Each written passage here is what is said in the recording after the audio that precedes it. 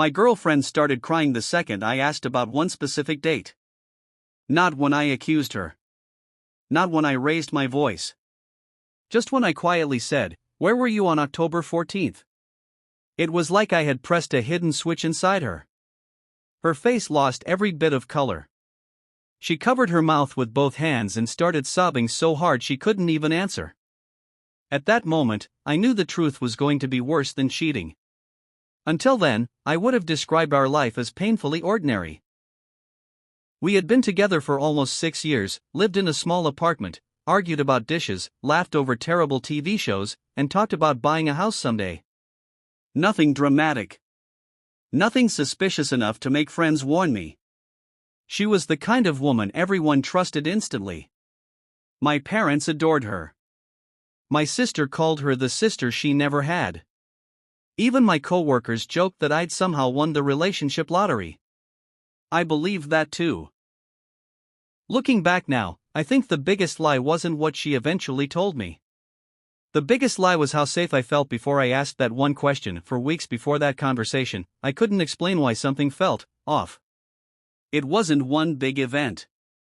It was dozens of tiny things that made no sense on their own. She started locking her phone even when she walked to the kitchen. She became strangely protective of old photos stored in cloud backups. Every now and then I'd catch her staring into space with this guilty expression, like she was reliving something she desperately wished she could erase. Whenever I asked if everything was okay, she'd smile too quickly. "I'm just tired." I accepted that answer because I loved her, and love has a way of turning obvious warning signs into harmless coincidences. Then, while cleaning out a drawer for our upcoming move, I found an envelope from a medical clinic. The papers inside weren't shocking by themselves. They listed routine blood work and appointment dates from years ago. One date caught my attention. October 14th. I casually asked why she'd visited the clinic that day. She froze. Then she started crying before she'd spoken a single word. She kept saying, "I'm sorry," over and over, but she never answered my question. I remember sitting across from her on the couch, completely still. The room felt unnaturally quiet except for her crying. I wasn't angry yet. I was just confused. Did something happen that day? I asked again, trying to keep my voice calm. She nodded without looking at me. What happened? Another long silence. Finally she whispered, "I prayed you would never ask about that date." Those words hit me harder than any confession could have. People don't say things like that over forgotten appointments or harmless mistakes. I asked if she'd cheated on me. She shook her head. I asked if someone had hurt her. Another shake of the head. Every answer created 2 new questions. My heart was pounding so hard I could hear it in my ears. I started replaying the last 6 years in my mind, searching for anything that matched October 14th, but nothing did. Then she looked at me with red, swollen eyes and quietly said, "Before I tell you, you need to promise you won't walk out." I couldn't make that promise. I didn't even know what I was about to hear. I told her I wasn't making promises based on information I didn't have. She looked crushed, but she nodded like she understood. For a long time, neither of us spoke.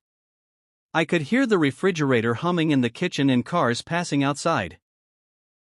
It was surreal how ordinary everything sounded while my world felt like it was tilting. Finally, she took a deep breath.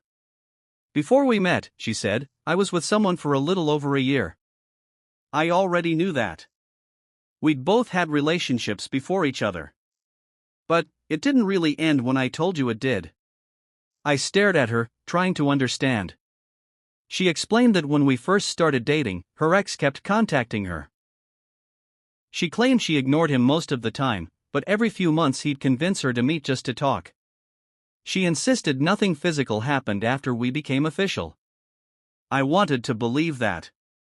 Then she added the sentence that made my stomach drop. "The last time I saw him was on October 14th.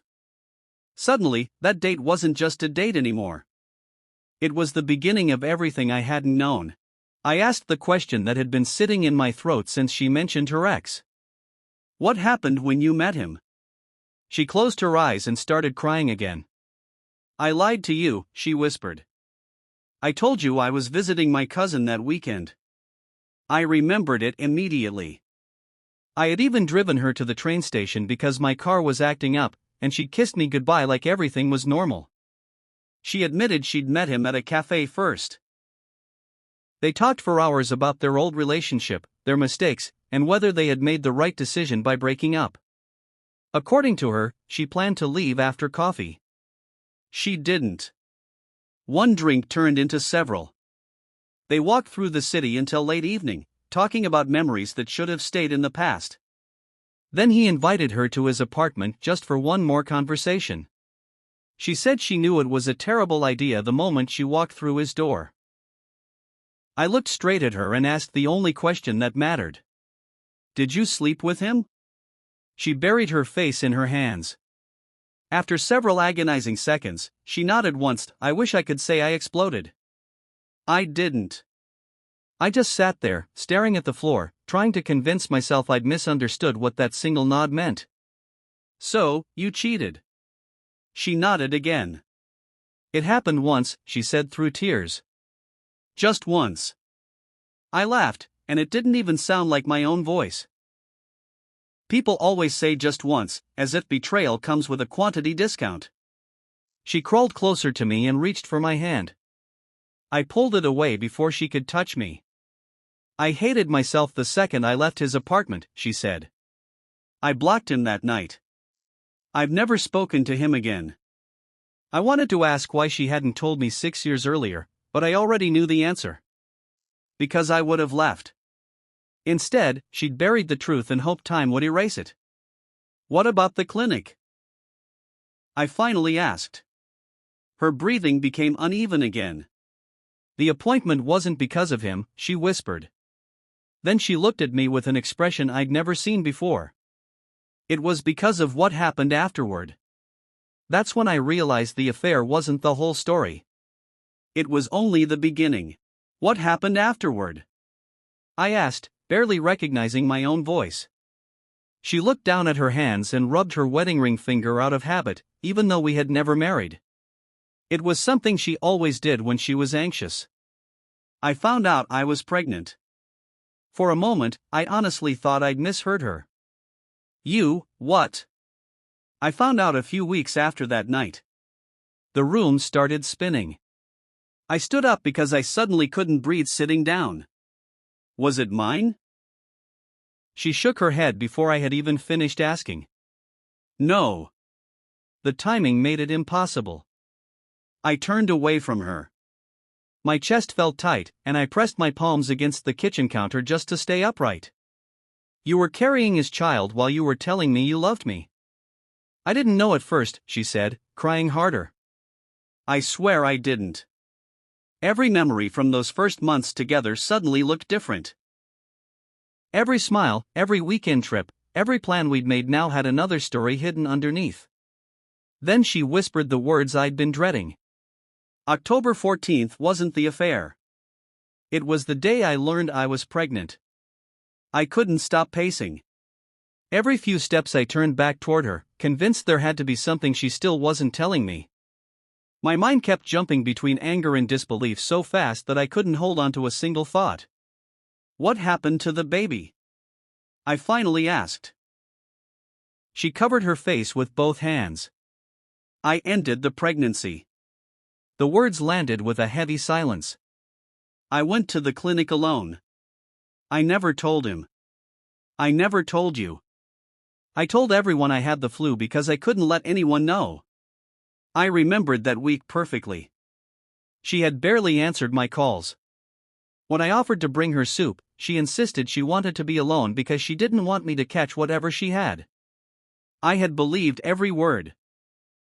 I spent years pretending that week never happened, she whispered. Every October I panic because I remember everything. I sat back down, exhausted. So every anniversary, every vacation, every happy memory we've made, you've been carrying this secret. She nodded. I thought if I loved you enough afterward, maybe I'd eventually deserve the life we built. That sentence broke my heart almost as much as the truth itself. I barely slept that night. She stayed in the bedroom while I sat in the living room until sunrise, replaying our entire relationship in my head. Every memory felt contaminated. I kept wondering whether the happiest moments of my life had been built on a lie I never had the chance to question. The next morning, she made coffee like she always did. The smell filled the apartment, and for a second everything looked normal again. Then I remembered. I couldn't even look at her. She quietly placed a mug on the table. "I know you hate me," she said. "I don't even know what I feel," I answered honestly. That was the worst part. Hatred would have been simple.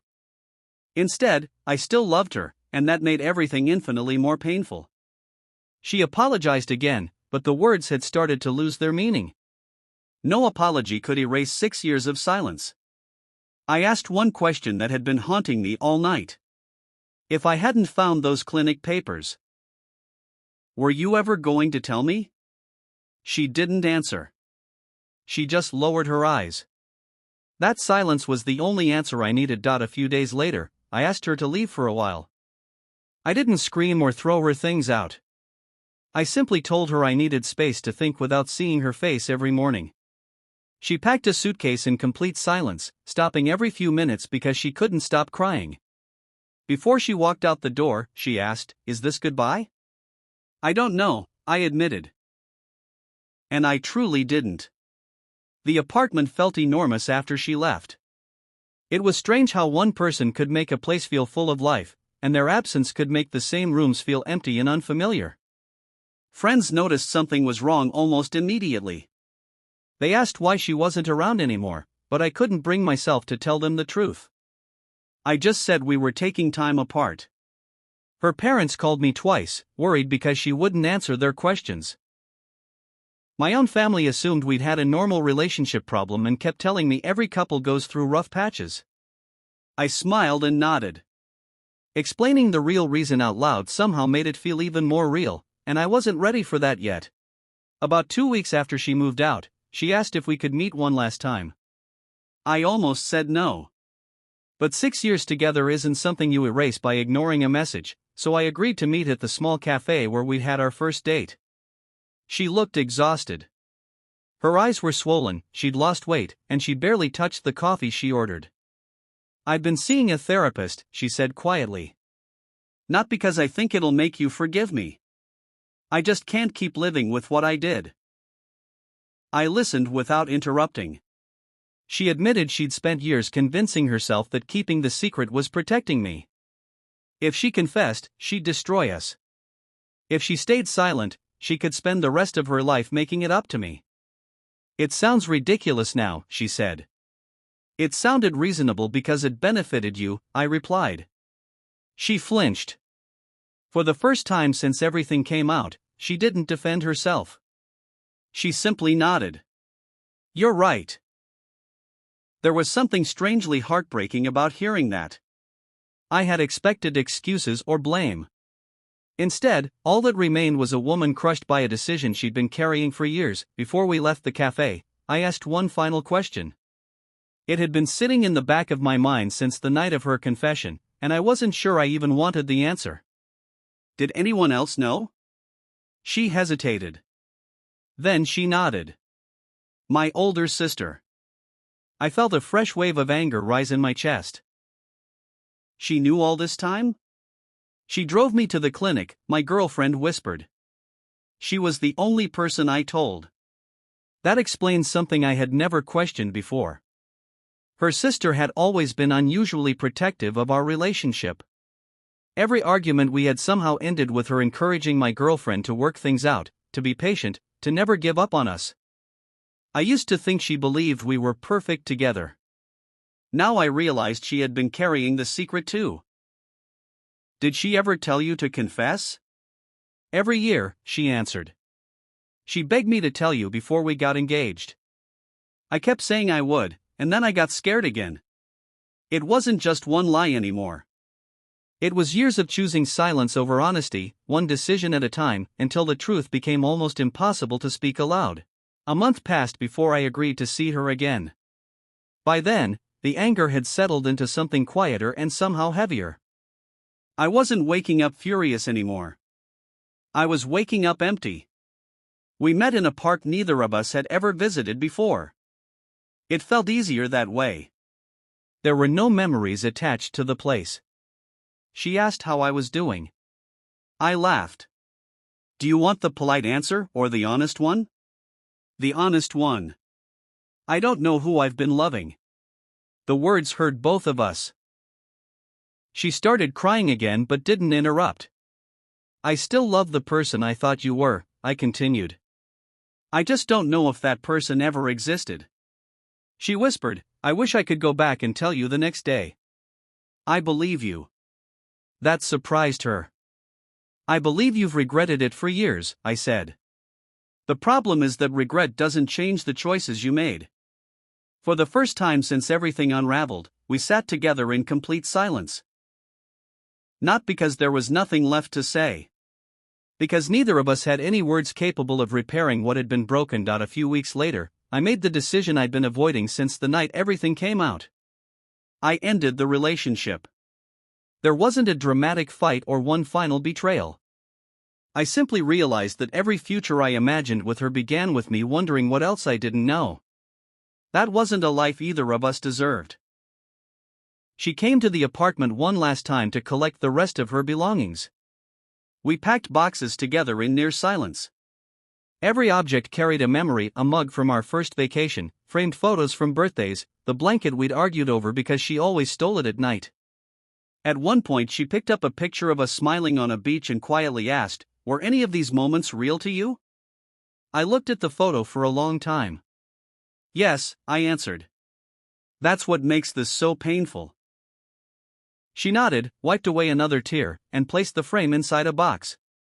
Before leaving, she hugged me. I didn't hug her back. Not because I hated her. Because I knew that if I did, I might lose the strength to let her walk away. It's been almost 2 years now. People assume time heals everything, but I don't think that's true. Time just teaches you how to carry things without dropping them every day. I still catch myself reaching for my phone when something funny happens, forgetting for a split second that she's no longer the person I'd send it to. I've dated since then, but trust doesn't come back simply because you want it to.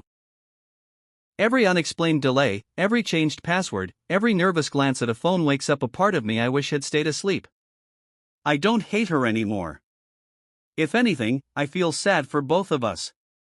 One terrible decision lasted a single night, but the silence that followed lasted 6 years. In the end, that silence destroyed us more completely than the affair itself. Sometimes I wonder what would have happened if she told me the truth the very next day. Maybe I still would have left. Maybe I wouldn't have. We'll never know. All I know is this: secrets don't stay buried forever. Eventually, they find one ordinary question, one forgotten date, or one tiny piece of paper, and that's enough for an entire life to come apart.